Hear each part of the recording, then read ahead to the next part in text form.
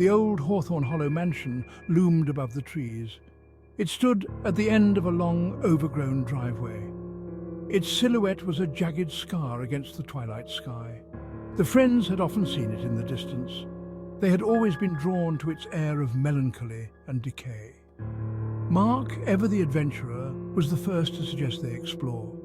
Lily, cautious but curious, agreed. David, the skeptic of the group, scoffed but followed. They parked their car a good distance away. The driveway was impassable, claimed by nature. The air grew colder as they approached the house. A shiver ran down Lily's spine. The feeling of being watched settled upon them. The house seemed to observe their every move. Its empty windows were like vacant eyes. They stopped at the edge of the overgrown lawn, hesitant. The silence was broken only by the rustle of leaves. A low, mournful hoot echoed from the woods beyond. Mark pointed to the front door, half hidden by tangled vines. The adventure had begun.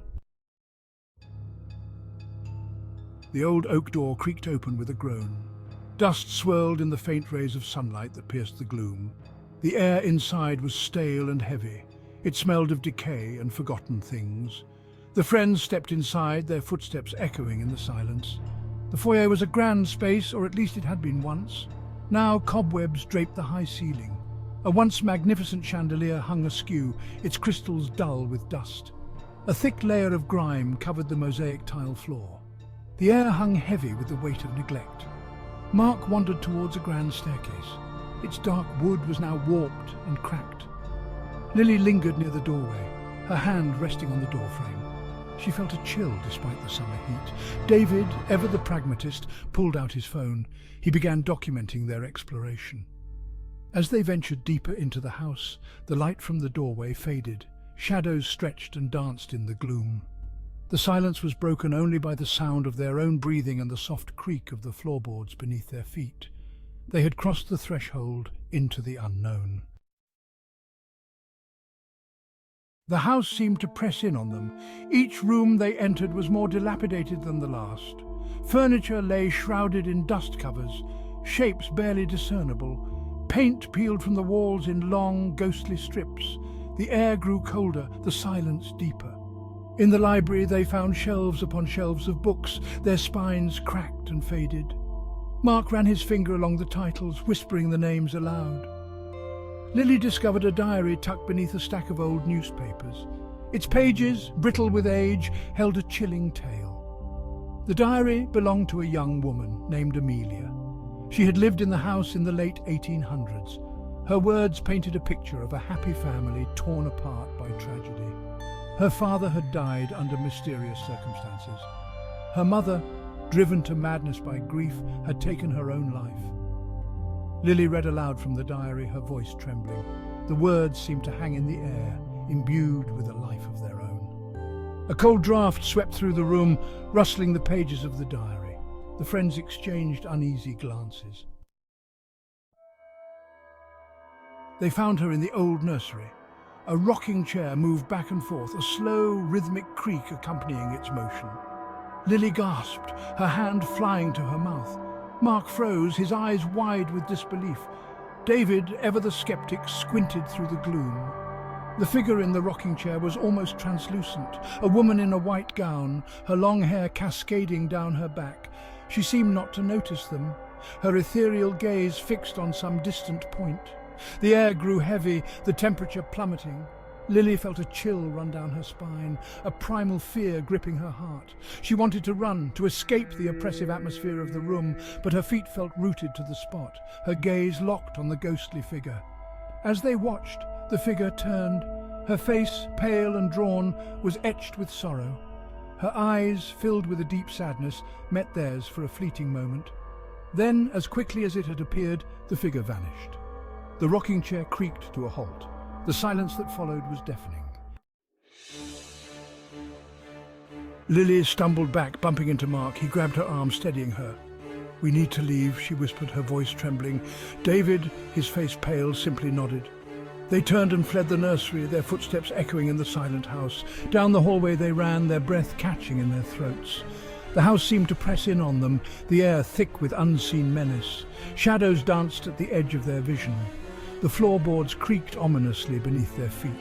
They burst out of the front door and into the relative safety of the fading daylight. Lily leaned against a nearby tree, her chest heaving.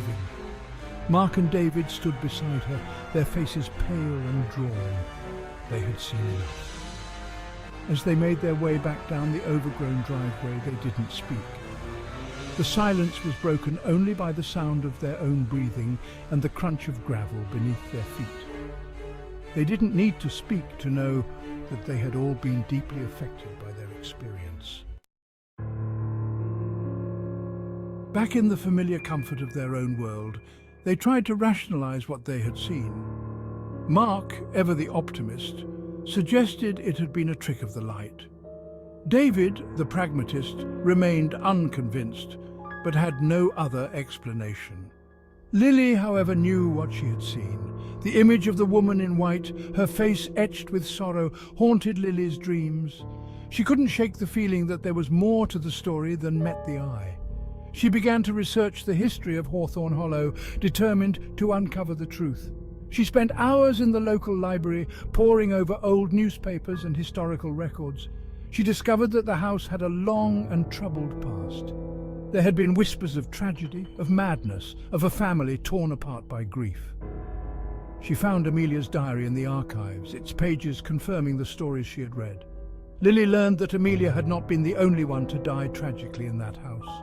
Her mother, driven to madness by her husband's death, had taken her own life. And her father, a prominent businessman, had died under mysterious circumstances. His death ruled as suicide, but Lily suspected foul play.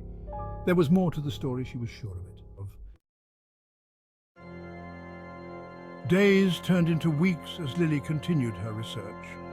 She uncovered a web of secrets and lies, a tale of greed, betrayal, and murder. She learned that Amelia's father had been a cruel and ruthless man, his wealth built on the backs of others. He had made many enemies, and one by one they had sought revenge.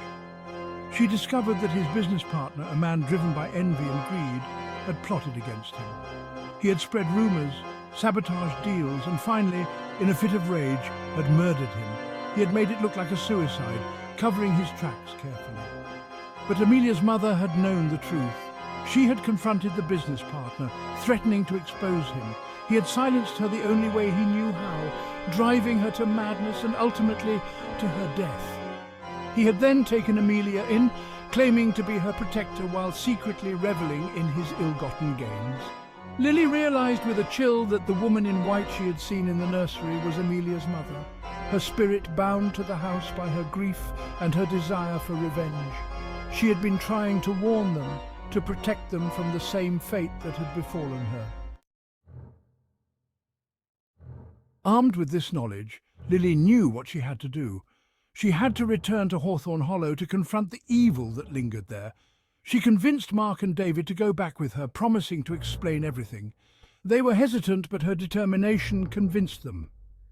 They returned to the house on a night shrouded in mist, the air heavy with anticipation. The house seemed to loom larger than before, its windows like malevolent eyes watching their approach. They entered cautiously, their footsteps echoing in the silence. They made their way to the nursery, the air growing colder with each step. The rocking chair sat still in the gloom, but the air was thick with unseen presence. Lily stepped forward, her voice strong and clear as she addressed the empty room. "We know what happened here," she said, her voice echoing in the silence. "We know about the greed, the betrayal, the murder. You can't hide from the truth any longer." As she spoke, the temperature in the room plummeted.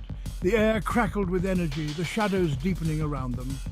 The rocking chair began to move, slowly at first, then faster and faster. A cold wind whipped through the room, extinguishing their lantern and plunging them into darkness. Lily felt a presence beside her, cold and menacing. She heard a whisper close to her ear, the voice filled with rage and despair. She stumbled back, her heart pounding in her chest. Mark grabbed her arm, pulling her towards the door. They fled the nursery, their footsteps echoing in the darkness. They ran through the house, the air thick with unseen menace. The floorboards creaked ominously beneath their feet, the walls seeming to close in around them.